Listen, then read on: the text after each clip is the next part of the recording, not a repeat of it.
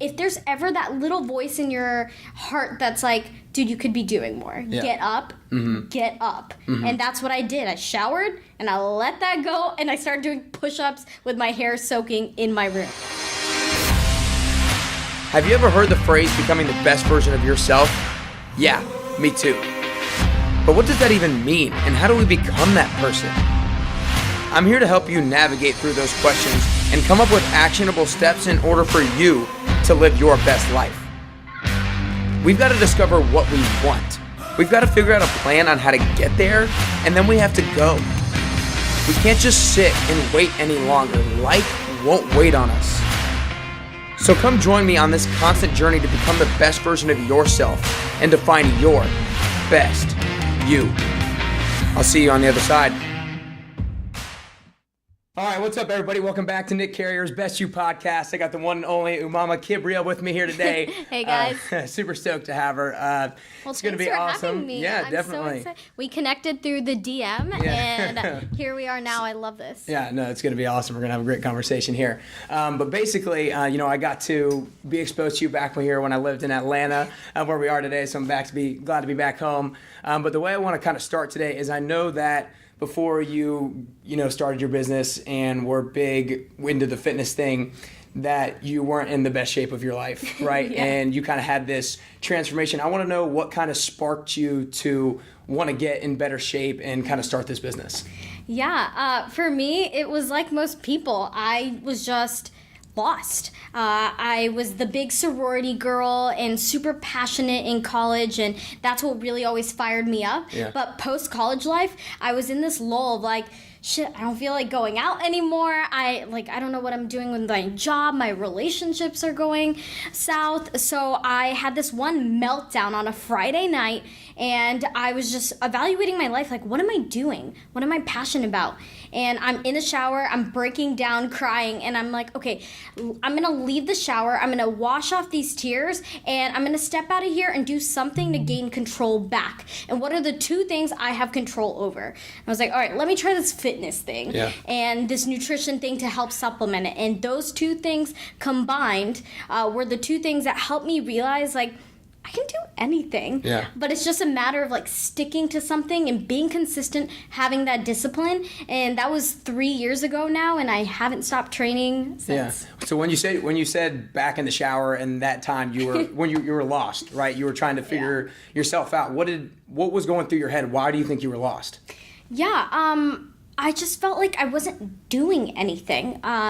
I was in a job, I was working for like a supply company, and I was doing marketing. It was a startup, so it was all just kind of learning from them, but I felt like my work wasn't going towards anything that was going to help the world or fulfill my purpose, and I'm a very passionate, purpose-driven person. So when I feel like I'm being limited in what I could do, I felt like I was just lost. And I realized I was coming home and I was just Netflix and chilling. Like that was the epitome of my life.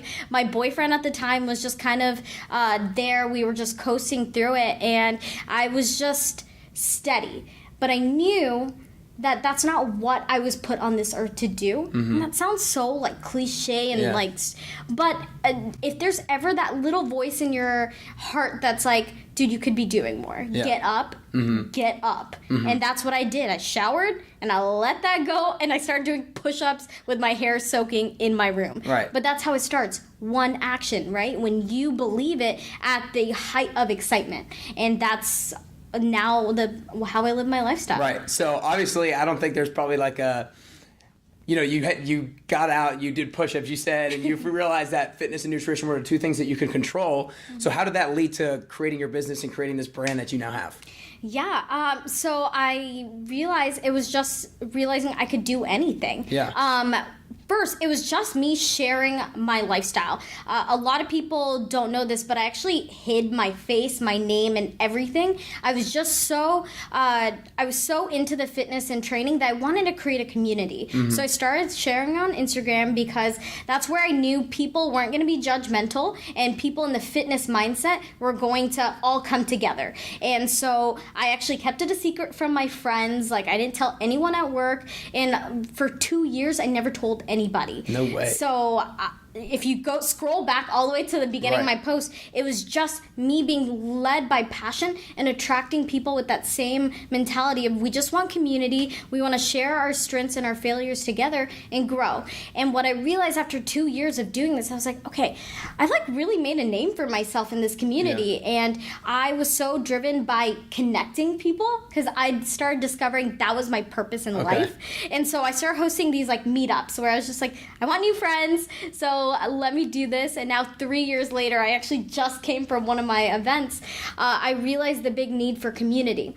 And last January, I actually got laid off. And I remember sitting in that room with my HR director and the CEO, and I'm crying and hugging them and saying, thank you. Wow. Like, I needed that push. I needed someone to say, like, go out there. And at the end of every, like, I've been laid off before, I've been fired before, and the head boss would always say, it wasn't you, you're meant to do something else. Wow, that's awesome. And so that's how I've created all these things now. And so now a couple of times you said that you've realized that anything is possible. And I think a lot of people, when they hear that from people in like motivation or fitness type space, they think like, yeah, whatever, that's bull crap. Anything isn't possible. So kind of speak to that more. Why is anything possible? Actually, I'm gonna drift from that a little. Okay. Anything is only possible if you put 100,000,000% behind it. Okay. So anything is not possible. Yeah. So it's only possible if you do the work. Okay. And that's exactly what fitness teaches you. You can't transform your body. You can't make good eating or nutrition habits if you don't do the work. Yeah. And so fitness trains you for that mindset of discipline and grinding every single day, creating that structure. And then what I did was just take that mentality of the hustle and grind and patience being the most important thing, and applied that to my business model. And now, you know, a lot of people know I have a personal brand, but I just started monetizing that like last month. Yeah. I actually started my own marketing agency, and I have my own events company, and now I just started my own, I don't really know how to categorize it, but it's a tech company right now. So I own 4 businesses now, and it's because fitness every day prepares me to go out there for that hustle mentality, and that's why anything is possible. That's awesome. I think that that's huge because you being mindful and conscientious enough that of the hard work that you put into fitness and be able to realize that and be able to apply that outside of your life, I think that's super hard for a lot of people to make that transition, but because not everybody is so mindful of that. So I think that's super cool. And now I'm going to kind of transition into, I think one of the reasons why I was so kind of attracted to your page and followed you all the time and stuff like that is that you always showed up as 100% yourself. And I think that, to me, is what being the best version of yourself actually is, showing up as 100% you and just being able to upgrade that person all the time, every single day, and being that heightened version, better tomorrow than you were today. And I think that's something that you always do, and you're super vulnerable and open on Instagram, which is so unique, I think, because everybody's just posting usually their best times and stuff like that, and I probably do that a lot too. But I want you to speak towards how you're able to be vulnerable and so open and have that courage to be able to do that. Yeah, I think it all goes back to fitness and realizing your worth. What I started doing, especially on Instagram, was I created a community where I could be 100% myself. It was never determined by my looks because I hid my face. People were investing into me, or their time and energy into me, and that was what I learned that I had to apply into every space. I think the conflict most people have going into fitness is they're obsessed with the aesthetic version of it and forget that the actual empowerment comes from the journey and the fact that you just stop caring what anyone else thinks. Yeah. Because you realize, like, whoa, I hit those PRs. Like, I didn't think I could go out and be so confident in this new gym by myself. Like, that confidence. And then the third piece of the puzzle is community. The fact that I created a space where I could be 100% comfortable with myself. I didn't invite anyone to come to this page that wasn't into it. So if people unfollow me, I'm like, great, that's not what, this was not meant to be. Yeah. I want to be 100% myself with the people that genuinely love and want to be empowered through knowledge. Yeah, that's awesome. So why do you think that it's so important for people to have that community? Because like you said, you feel like your purpose is connecting people. Why do you think it's so important for people to be connected with others through this kind of community? Yeah, energy. I think an energy is infectious. That's why I'm obsessed with waking up at 5:45 a.m. Because if I get to the gym at 6 a.m., it's totally different from the 7:30 a.m. crowd. The 6 a.m. crowd is infectious. They are determined. They are hustlers. They know that they are going in there and they're grinding. They're on their mission, but they sit there and they'll acknowledge you for being there. So it's kind of that head nod of appreciation and respect that you get. That's different from the 7:30 a.m. crowd that's kind of just like rolling in there. And that same mindset, I always relate the gym ecosystem to real life, right? Like, I know I wanted to create a team for my agency that had that same infectious personality.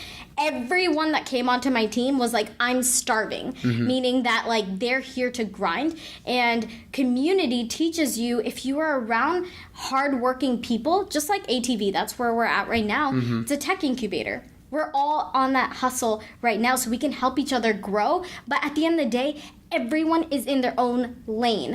And you don't have to worry about what are other people thinking about me.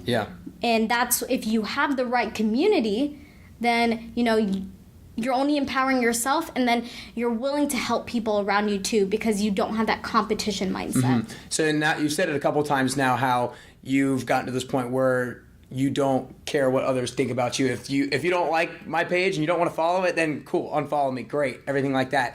How are you so confident in yourself to be able to kind of block out the haters, if you will, and not let that get to you?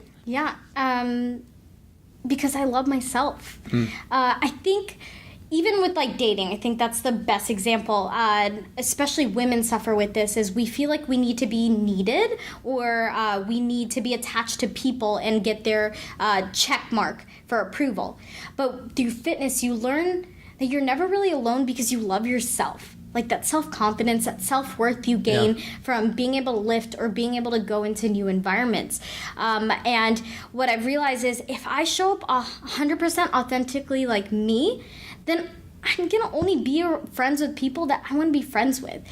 I'm not really concerned about the people that aren't attracted to me, because we weren't meant to be together in life. And I'm always the one to offer other people. I'm like, hey, maybe I'm not the best fit for you, but let me like refer you to someone else that might be better. And I feel like sometimes, just like relationships, you go through stages, or friendships.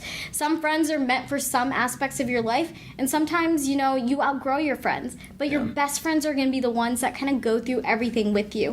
And with my Instagram community, I've definitely made a lot of pivots. Like I was into HIIT training at first, then I did bodybuilding, then I did powerlifting. Now I'm in like athletic style entrepreneurship, and I've seen the core group of maybe 2,000 people I can always depend on. That will always be with me. And why do you think it is?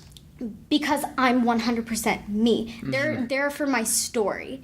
Because this is the part people get lost in, the engagement. When you're focused on the likes, the comments, the followers, you forget that there's real humans behind it.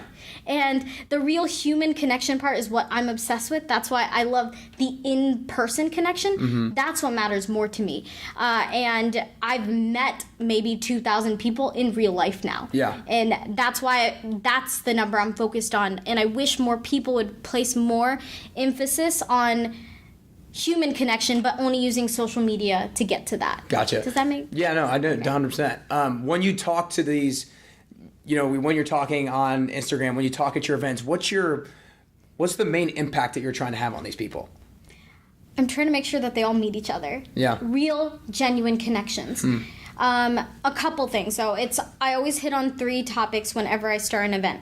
Number 1, I always break down the barriers and say, hey, everyone is here to meet each other. You guys have all said yes, so you guys already have something in common right now.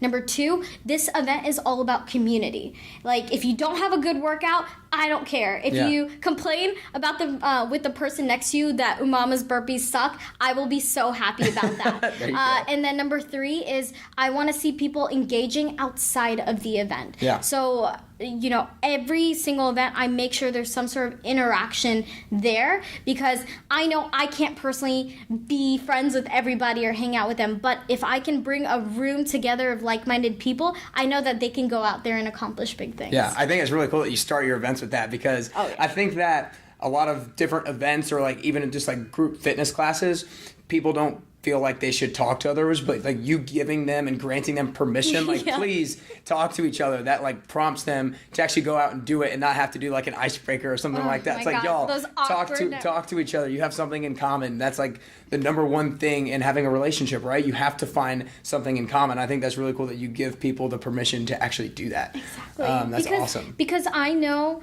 that community and friendships, those people surrounding you will be the ones that are going to make or break you in your pursuit of your passion. Of course, number 1, you will always be your own biggest cheerleader. But number 2, who are your top 5, right? Who are the people that are going to get your lifestyle and support you too? Yeah, you know, I just had this thought pop in my head. I'm really interested into, like, you're huge in the community. Have you had a community or a group of people that like really fired you up, or like you always felt comfortable around, like maybe growing up or something, that you always had this community that you always went back to, that you feel like that's maybe why your passion for community is now where it is? Oh man, I feel like I've definitely pivoted a lot with friends. Yeah. But let me see. There's always been core similarities with a group of friends that I've carried along with me. They're hardworking people. Okay. They're all doing their own thing. That is big, because I don't need anyone all up in my business. But family, meaning my sister, really, and my best friends that were in my sorority that saw me go through all my stages. I was a fraternity sweetheart too. So people that have seen me go through all the stages had their own thing, but we were always collectively supporting each other. But the real big commonalities was just passion, purpose, and a bigger fulfilling goal that everyone else was chasing. When you said all these people were doing their own thing, what do you mean by that?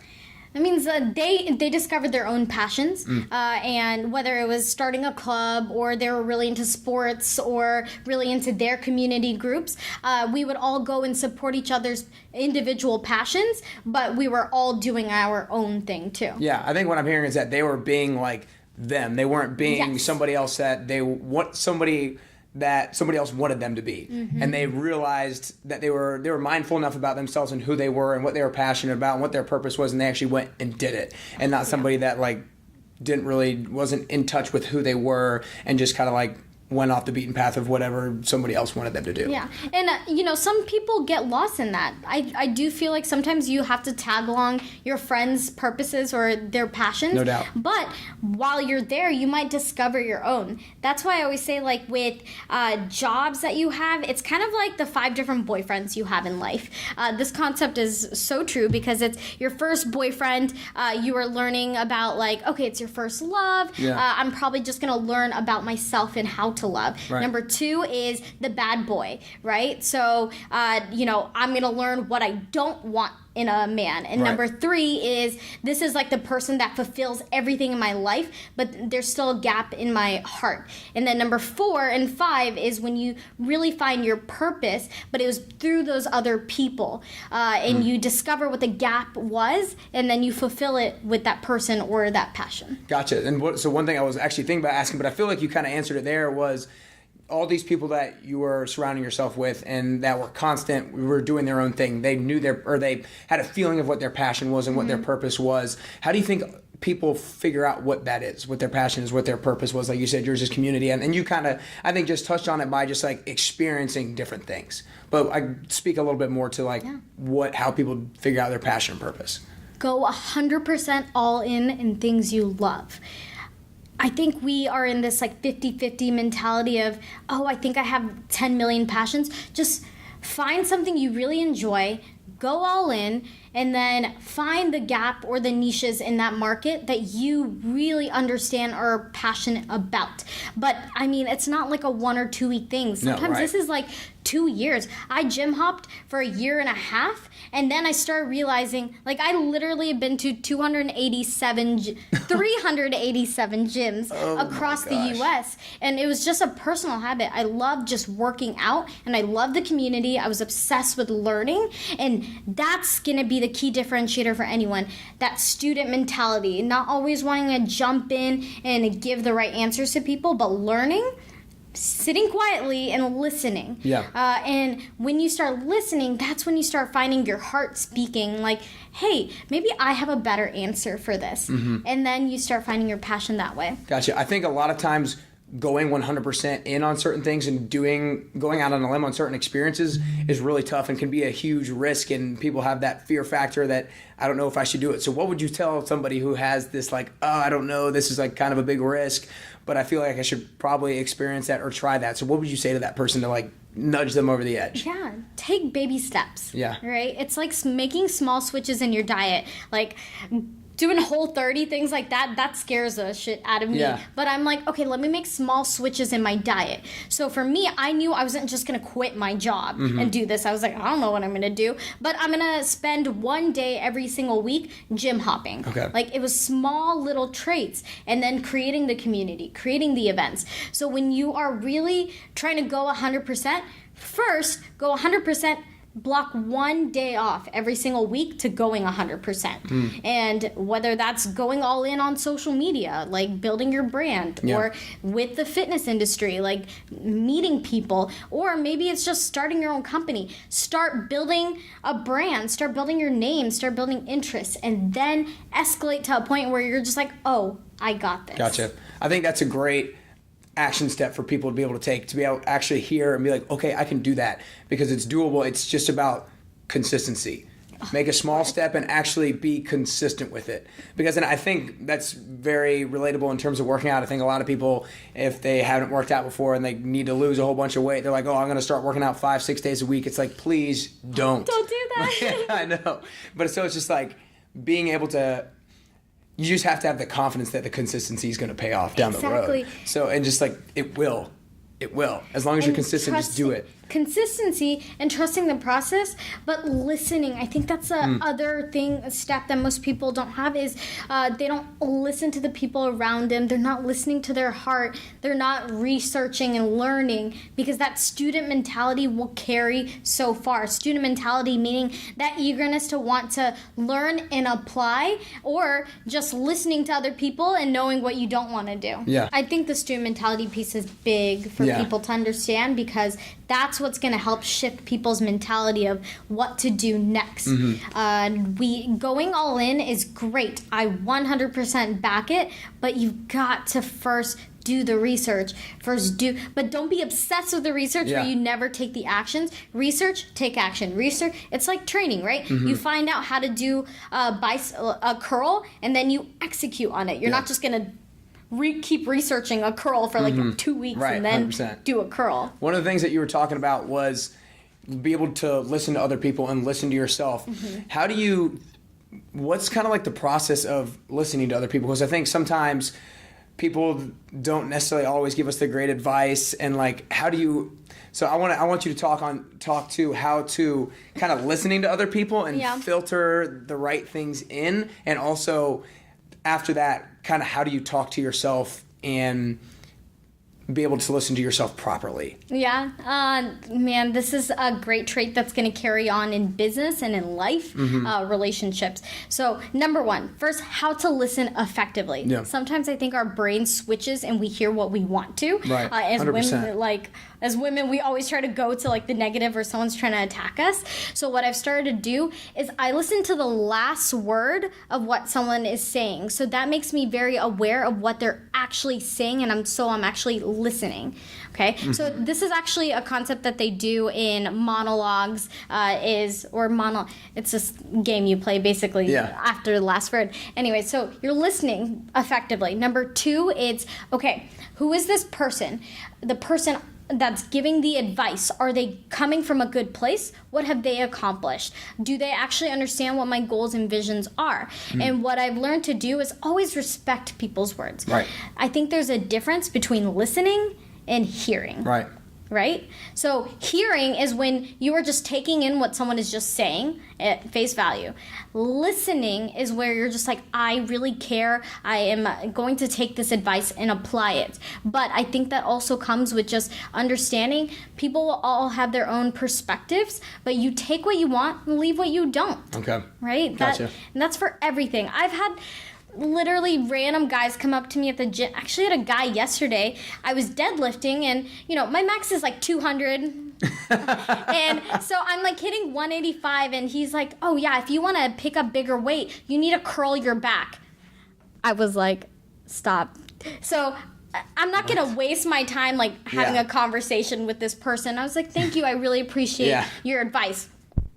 I know the biomechanics and science behind it, right? Show your hips back, but at least you're respectful. I'm respectful, right? Yeah. I'm always be respectful of people's opinions, but take what you want, leave what you don't. Because even in business, I've gotten some terrible business advice. Yeah. I mean, my parents are always negging me out. They're like, quit your job, go get a real job, blah, blah, blah. But number one, be your own cheerleader. Number two, always do your own research. And number three, take what you want, leave what you don't. So your parents aren't 100% for you doing what you're doing right now? Oh, God, no.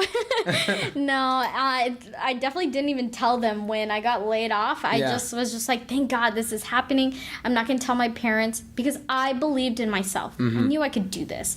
But it's just really cultural barriers. My parents are very hardworking people.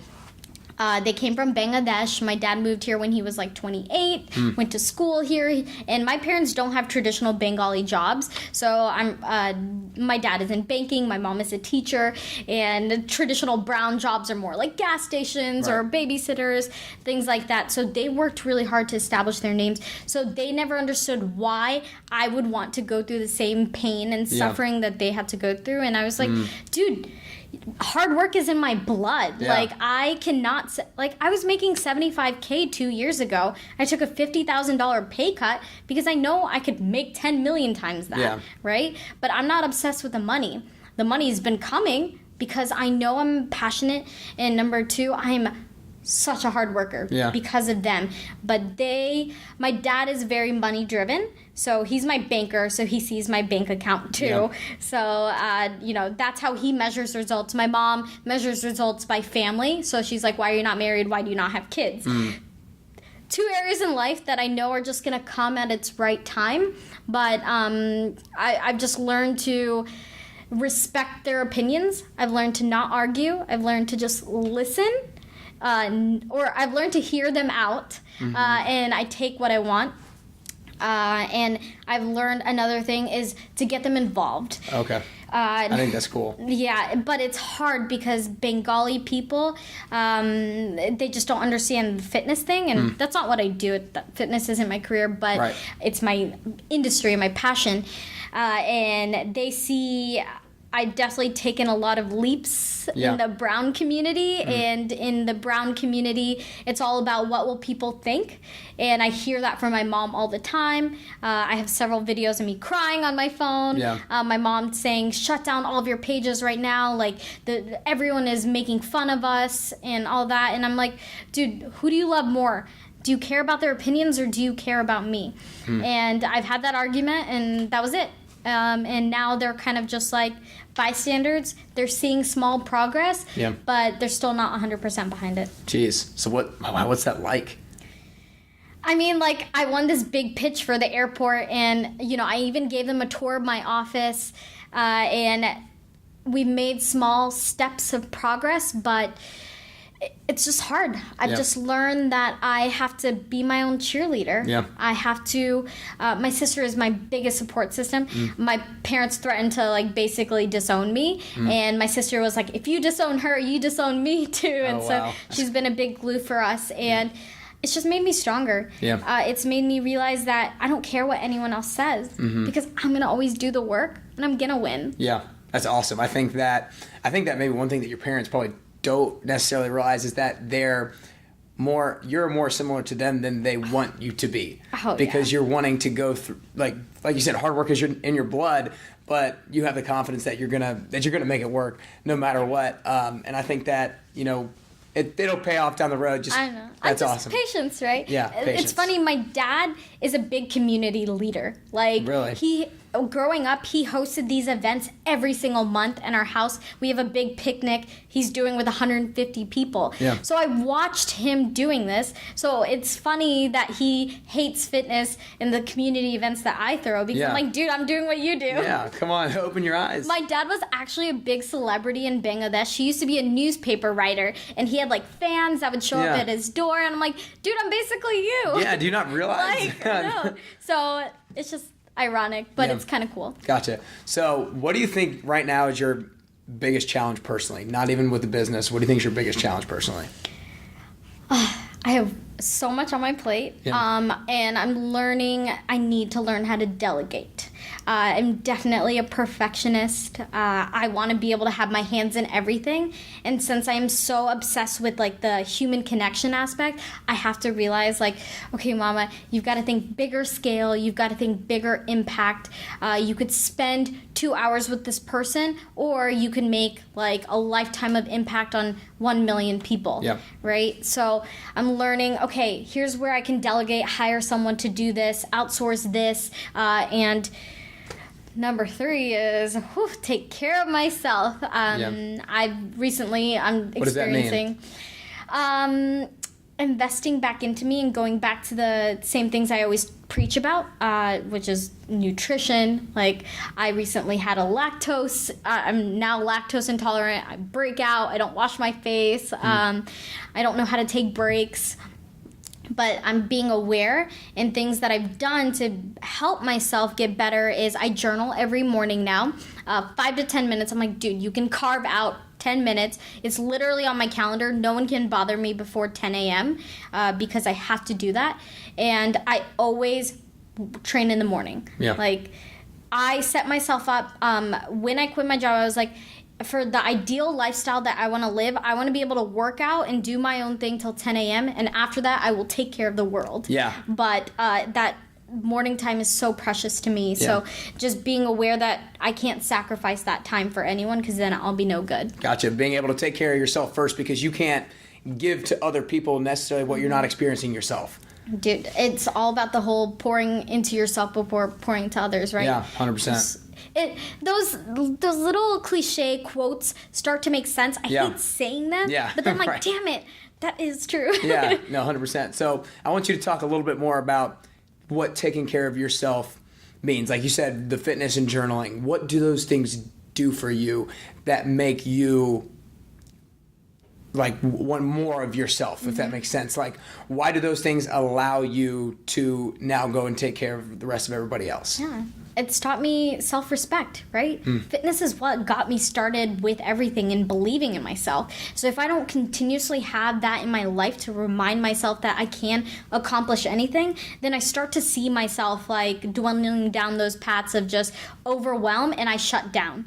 But that's why rest days for me, I really don't take that many. It's bad to say, like, I definitely want to be better about them, but rest days I worry about myself, because I know I do rely on fitness to empower myself. Yeah. Because I do it's a whole routine for me. I train my body, I train my mind next through podcasts and through reading books, and then I train my soul with the journaling. Okay. So those 3 components all before 10 a.m. every single day.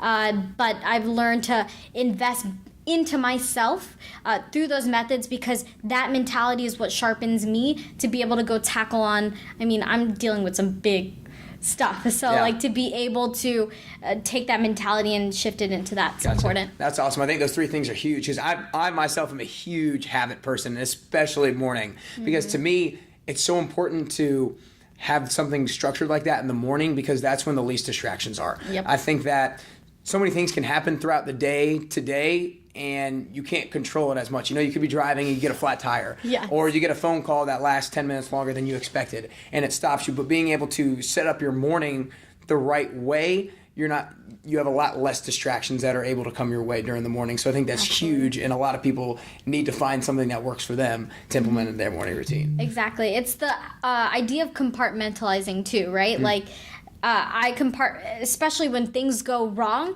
If in the morning you were just focused on you, then it's easier to have that mindset of, okay, I've already I've already checked 3 things off my list that I accomplished that I did right. The magic of momentum just carries on throughout the rest of the day. So if you have a flat tire, the run over call, which happens to me all the time, I'm just like, okay, check what's next, right? Yeah. So momentum, huge. Gotcha. I think being mindful of those 3 things that you were talking about, taking care of your body, so body with training, mind with podcast or Audible, and then 3, soul is journaling. God, being and mindful. Meditation. Yeah. But meditation is, I think, a weird, sometimes has the wrong connotation. I think we think, no, I don't have time for that. Yeah. So what meditation is the practice of silence. Okay. So it's solitude. It's just being mindful of your environment. You can even do this in your car when you are in traffic. Turn off the music. Just be in the moment. So that's the soul component I think we can do throughout the day too. And then also what I do is 20-minute naps. Okay. Oh my God. It's my key to my survival. Yeah. Do 20-minute naps in the car, on the couch, nowhere too comfortable. Yeah. 20 minutes at the later half the day when you just need to respike. Gotcha. Not 30, 20. 20. Wow. There's science behind it. Yeah. And you have to be super disciplined. Like after 20, I'm up. Like no questions asked. 20. So what I do is I say, hey Siri, set my alarm for 22 minutes. Yeah.